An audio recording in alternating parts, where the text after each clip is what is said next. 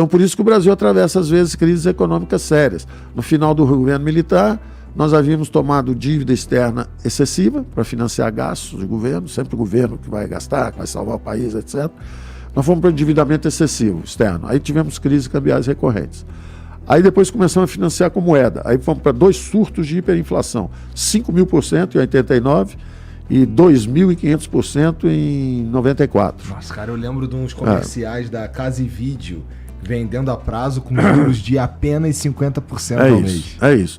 E aí, nesses últimos anos, o que aconteceu é que a gente aprendeu que não devia tomar dívida externa em excesso, não devia emitir moeda em excesso, mas se endividou em bola de neve. Saímos nos endividando em bola de neve. Isso acontece com os países que acham que é o governo que vai resolver tudo. Aí você se endivida em bola de neve. Resultado, hoje eu estava lendo algo dizendo que os Estados Unidos vão gastar agora $1 trilhão só para pagar juros da dívida. $1 trilhão, você imagina isso. Dava para quase dar um perdão fiscal na dívida dos jovens estudantes americanos, que estavam em $1,5 trilhão. Quer dizer, se em vez de estar gastando isso com juros, você poderia, por exemplo, dizer, olha, jovens, vocês que não conseguiram emprego, porque houve uma grande recessão em 2007, 2008, e vocês não conseguiram emprego depois de se endividarem para estudar, vou dar um perdão para vocês. Não pode, porque está pagando o juro da dívida. Que foi um caso bastante parecido com o Brasil também. O Brasil se endividou em bola de neve por 2, 3, 4 décadas. E aí gastava R$400 bilhões, são 40, 50 bilhões de dólares ano, só com rolagem da dívida. Quer dizer, vira o paraíso dos financistas e o inferno dos empreendedores, com juro alto, o inferno dos consumidores, também com crédito caro. Então, as ciências econômicas te ajudam a manobrar nesse espaço, entender o que você pode fazer, que é legítimo, as legítimas aspirações sociais de uma democracia emergente. O Brasil quer reduzir a desigualdade, o Brasil quer investir em igualdade de oportunidades educacionais, o Brasil quer resolver o problema de saneamento, tudo certo.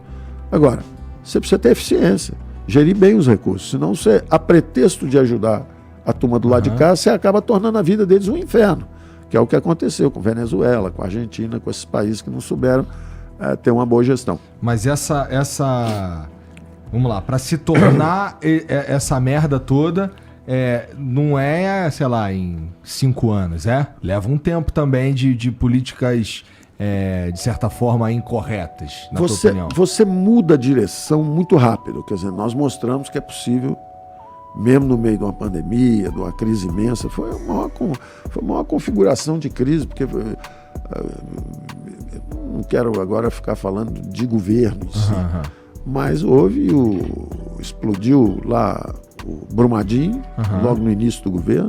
Depois a Argentina entrou em colapso financeiro e nós exportamos 40% dos automóveis para lá. Logo depois começou o Covid. Logo depois teve a maior crise hídrica dos últimos 100 anos.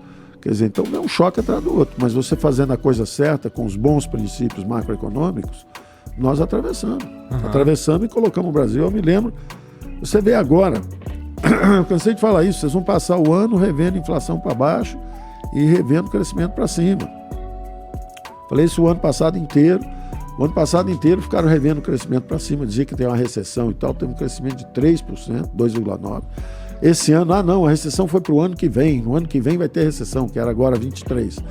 Já estão revendo de novo o crescimento para 3% outra vez, quer dizer, na verdade, se você fizer a coisa certa, o país reage rápido. Agora, você precisa realmente, para enriquecer um país, o Brasil é um país rico em recursos naturais. Pra caralho. É muito rico. E ele afastou a grande ameaça, que é a miséria em massa. Ele afastou isso com o próprio ajuste educacional brasileiro. As famílias brasileiras foram percebendo isso e desacelerando o crescimento demográfico. Não precisou... A China, por exemplo, impôs por lei que não podia ter 2 filhos, para derrubar o ritmo de crescimento da população. E tentar evitar a miséria em massa, que já acontecia. No caso brasileiro, foi espontâneo e voluntário. Foram decisões das famílias reduzindo o número de filhos. E a população brasileira vai se estabilizar em 220 milhões de habitantes. O resto vai ser imigrante só. Por enquanto, nós estamos perdendo gente. Mas assim que o Brasil recuperar sua dinâmica de crescimento, e nós conseguimos sair do buraco fiscal, nós conseguimos sair dessa armadilha de baixo crescimento com as reformas, o Brasil já cresceu 5, depois cresceu 3, esse ano cresce 3 de novo. Quer dizer, ele pode seguir no caminho da prosperidade, ou pode derrapar de novo de volta para o buraco. É uma questão de escolha.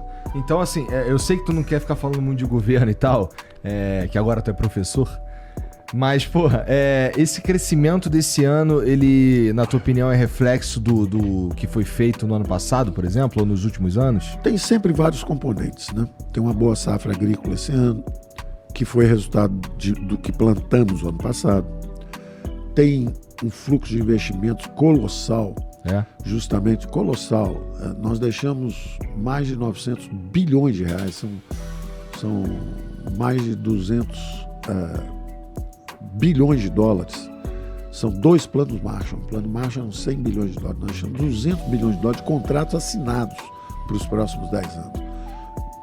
Em mineração, em agricultura, em cabotagem, em saneamento, em privatizações de portos, aeroportos. Quer dizer, tem muita coisa que foi feita com as reformas sucessivas, foi uma sequência de reformas, que botam o Brasil com uma taxa de crescimento um pouco maior do que era antes. Tá. Então, agora é claro que há efeitos circunstanciais também. Se você, de um lado, você sobe os juros um pouco, porque está combatendo a inflação, você desacelera.